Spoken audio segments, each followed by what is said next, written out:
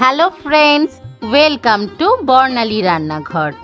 আজকের পর্বে আমি বেগুন আলু দিয়ে একটা নতুন ধরনের ভাজার রেসিপি নিয়ে হাজির হয়েছি।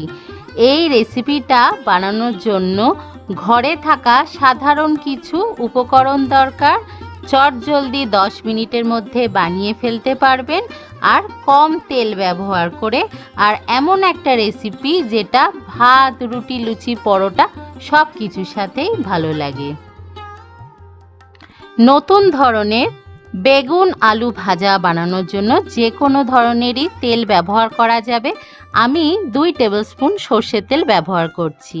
সর্ষের তেলটা ভালো করে গরম করে নিয়েছি। এবার এর মধ্যে হাফ টিস্পুন কালো সর্ষে, একটা শুকনো লঙ্কা আর বেশ কিছুটা কারি পাতা ফোড়ন দিয়ে ফ্লেমটাকে লো করে দিয়ে দিলাম 2টো কাঁচা লঙ্কা কুচি আর 1 টেবিল স্পুন রসুন কুচি, একটা বড় সাইজের পেঁয়াজ কুচি দিলাম। লো টু মিডিয়াম ফ্লেমে হালকা করে একটু ফ্রাই করে নিলাম যাতে তার কাঁচা গন্ধটা রসুন পেঁয়াজে চলে যায়। বেশি লাল করে কিন্তু ভাজিনি। তারপরে এর মধ্যে দেখুন একেবারে সরু করে কুচিয়ে নেওয়া একটা বড় সাইজের কালো বেগুন নিয়েছি আর 2টো আলুকে আমি কুচিয়ে নিয়েছি। এর মধ্যে আমি দিয়ে দিলাম স্বাদ অনুযায়ী নুন দিলাম আর দিয়ে দিলাম স্বাদ অনুযায়ী লঙ্কার গুঁড়ো আর সামান্য একটুখানি হলুদ দিলাম আর সামান্য একটুখানি চিনি দিলাম। চিনিটা অপশনাল, কিন্তু সামান্য একটুখানি দিলে স্বাদের ব্যালেন্স হবে, তবে মিষ্টি মিষ্টি কিন্তু হবে না রেসিপিটা। ভালো করে মশলাটাকে মিশিয়ে নিচ্ছি।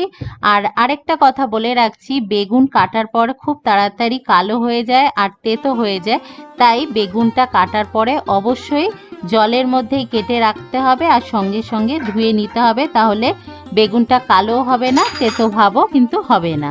ভালো করে মশলাটা মিশিয়ে নিয়ে একেবারে লো ফ্লেমে আমি ঢেকে রাখছি 5-7 মিনিটের জন্য। দেখুন 5-7 মিনিটের জন্য আমি ঢেকে রেখেছিলাম।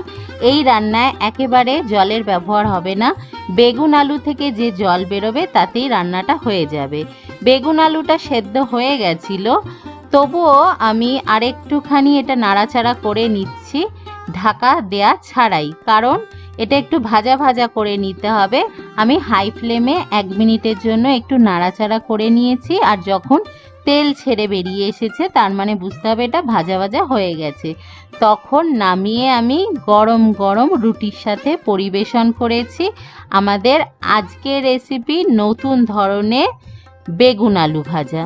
আর এই রেসিপিটাতে ধনে পাতা ব্যবহার করবেন না, কারণ কারি পাতার একটা সুন্দর সুগন্ধ থাকে, সেটা চলে যাবে। আমার আজকের রেসিপিটা যদি আপনাদের ভালো লাগে তাহলে লাইক করবেন, কমেন্ট করবেন আর শেয়ার করতে ভুলবেন না। আর নতুন বন্ধুদের বলছি আমার চ্যানেলটা সাবস্ক্রাইব করে পাশে থাকুন। দেখা হবে আবার পরের রেসিপির সাথে। সবাই ভালো থাকবেন, ভালো খান, সুস্থ থাকুন। বাই।